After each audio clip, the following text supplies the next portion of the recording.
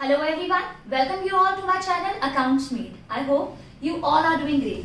So 11th हम लोग start कर चुके हैं अपना chapter financial statement of sole proprietorship, जिसमें मैं आपके साथ डिस्कस कर चुकी हूँ ट्रेडिंग पीएनएल और balance sheet means financial statements, चाहे वो इनकम स्टेटमेंट हो चाहे वो पोजिशनल स्टेटमेंट हो, किस तरीके से प्रिपेयर की जाती है, उनके क्या फॉर्मेट है। ट्रेडिंग में आप कौन से एक्सपेंस कवर करते हो मींस डायरेक्ट एक्सपेंस में कौन कौन से एक्सपेंसेस हैं, इनडायरेक्ट एक्सपेंस मतलब पीएनएल अकाउंट में लिखने वाले एक्सपेंसेस विद फॉर्मेट हम ऑलरेडी डिस्कस कर चुके हैं अपनी प्रीवियस वीडियो में। अगर आपने वो वीडियो अभी तक नहीं देखी है तो आप उसको देख सकते हैं, link for the same I provide you in description. आज हम स्टार्ट करने वाले हैं उसी फॉर्मेट को अच्छे से सेट करने के लिए एक क्वेश्चन। सो हम आज करेंगे एनसीईआरटी का question number 10 of financial statements. Question is there on your screen, you can take the screenshot of the same और आप इसको रीड आउट कर सकते हैं। सो क्वेश्चन नंबर 10 में गिवन है ट्रायल बैलेंस। जैसा कि मैंने आपको पहले बताया था कि फाइनेंशियल स्टेटमेंट का क्वेश्चन ट्रायल बैलेंस बनाने के बाद किया जाता है। ट्रायल बैलेंस गिवन है और क्वेश्चन में कहा गया है कि you have to prepare trading PNL and balance sheet as on 31 March 2011। तो आपको 31 मार्च 2011 के लिए ट्रेडिंग पीएनएल और बैलेंस शीट बनाना है। तो मैंने यहाँ फॉर्मेट ऑलरेडी बना लिया है। Trading and PNL account for the year ended बनता है 31 मार्च 2011 क्योंकि डेट पर लिखा था ट्रायल बैलेंस इस दिन का, और balance sheet as on 31 March 2011।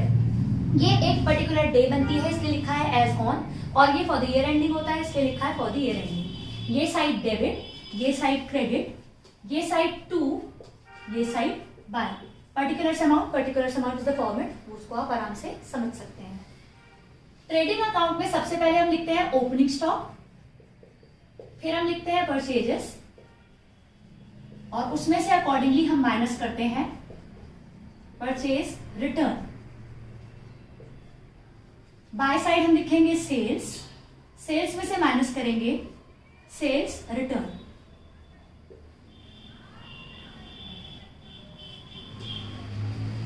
इस फॉर्मेट में ये चीज मैंने पहले लिख दी क्योंकि थोड़ा प्रेजेंटेबल लगता है क्वेश्चन। इसके बाद एक्सपेंस आप ऊपर नीचे कर सकते हैं। बाय साइड आपका क्लोजिंग स्टॉक आता है, तो अब वन बाय वन आइटम को पढ़ेंगे और देखेंगे उसको कहां पोस्ट करना है। सबसे पहले आपको क्वेश्चन में गिवन है परचेजेस 3,52,000, तो 3,52,000 आप लिखेंगे यहां।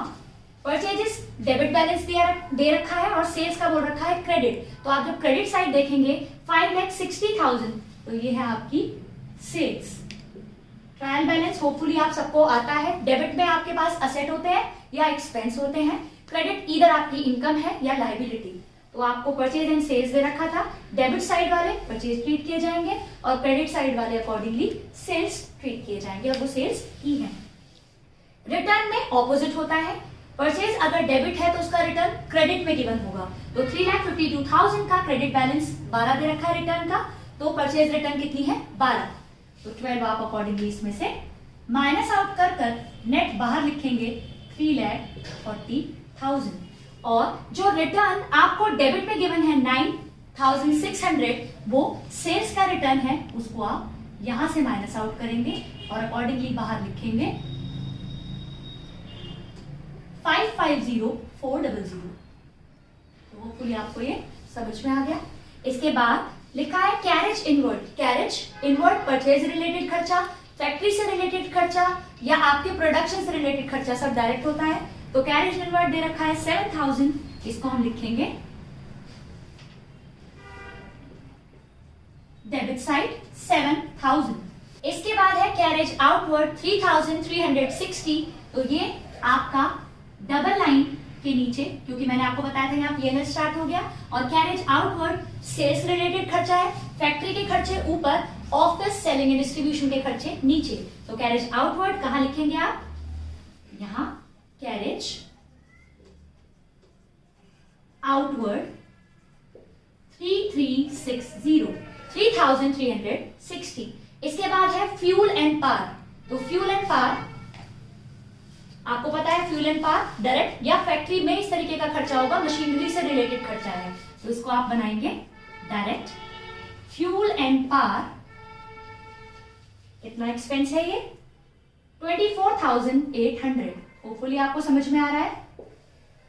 इसके बाद है आपका ओपनिंग स्टॉक, मैंने ऑलरेडी लिख दिया था सबसे पहले, तो उस वैल्यू को पुट कर देते हैं बस 57,600 ओपनिंग स्टॉक गिवन है आपका।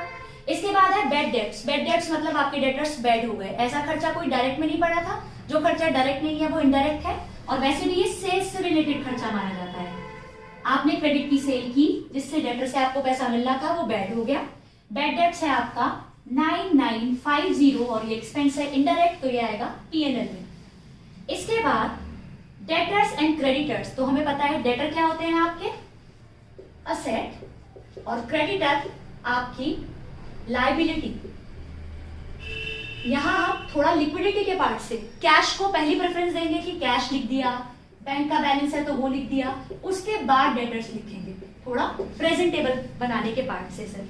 तो डेटर की अमाउंट कितनी है, अगेन वही डेबिट साइड वाले डेटर है, और क्रेडिटर, और इसने डेटर एंड क्रेडिटर लिखा है तो डेबिट वाले डेटर एंड क्रेडिटर्स है 48,000 क्रेडिट साइड। सो क्रेडिटर्स 48,000 आपने लिख दिए क्रेडिट साइड। होपफुली आपको समझ में आ रहा है।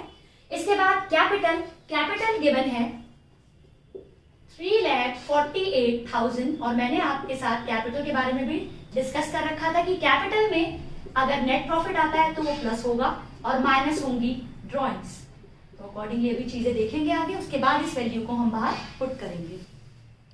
इसके बाद है इन्वेस्टमेंट। इन्वेस्टमेंट आपकी असेट होती है, इन्वेस्टमेंट 32,000 ये लिखेंगे हम asset side. Interest on investment 3200 ये आपकी इनकम है। इनकम डायरेक्ट है या इनडायरेक्ट, उस हिसाब से आप उसे ट्रेडिंग और पीएनएल में लिखते थे, तो सेल्स को ही डायरेक्ट इनकम कहा जाता है। इसके अलावा अगर आपको इन्वेस्टमेंट पर इंटरेस्ट मिला तो वो आपका इनडायरेक्ट इनकम, और इनडायरेक्ट इनकम को आप पीएनएल अकाउंट में लिखते हैं। Interest on investment 3200 correct. इसके बाद बात करते हैं आप लोन दे रखा है आपको क्रेडिट साइड 16,000। सो क्रेडिट में लोन है तो वो लायबिलिटी है 16,000।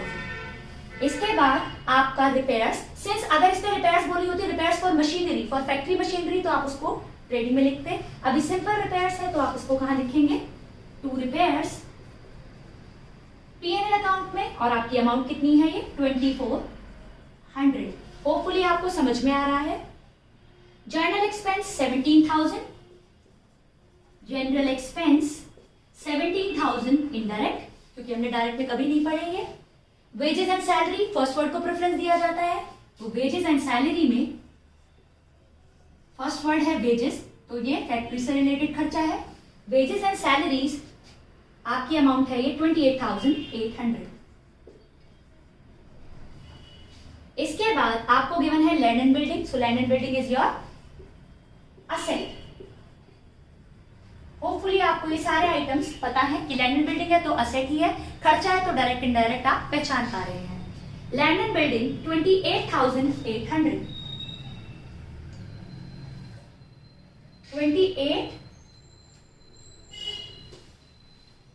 2,88,000 है, सॉरी है, तो 2,88,000 मैंने अकॉर्डिंगली पुट कर दिया इसको।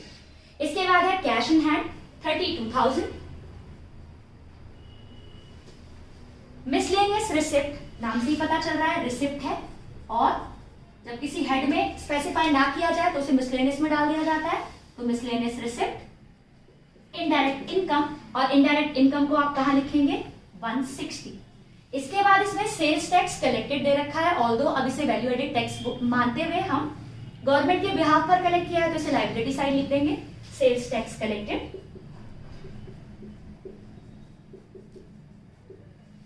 Amount is 8350।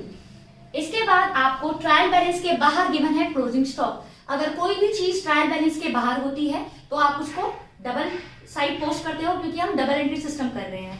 So closing stock अगर ट्रायल बैलेंस के बाहर गिवन है तो आप एक तो उसको यहां लिखेंगे कितना 30,000, और फिर आप लिखेंगे उसे बैलेंस शीट में असेट साइड 30,000।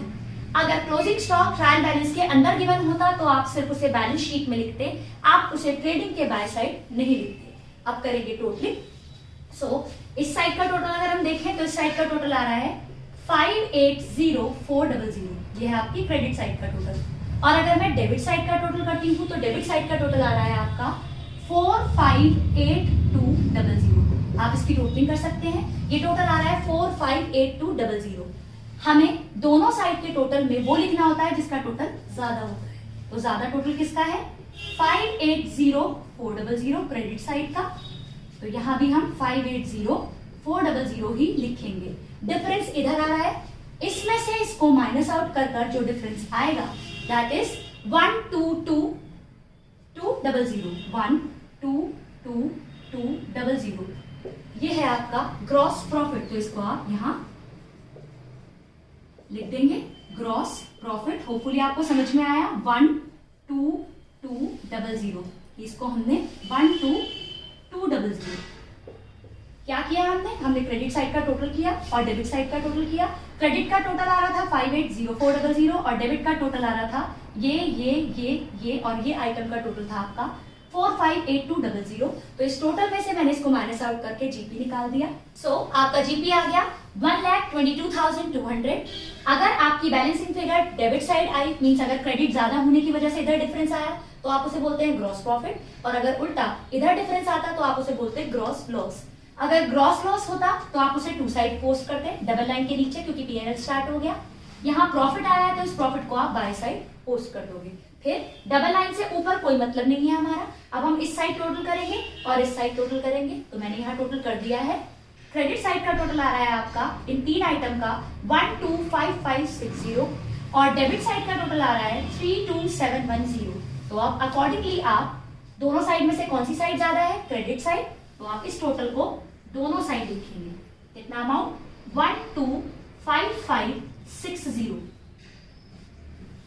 125560 1,25,560 आपका दोनों साइड आ गया।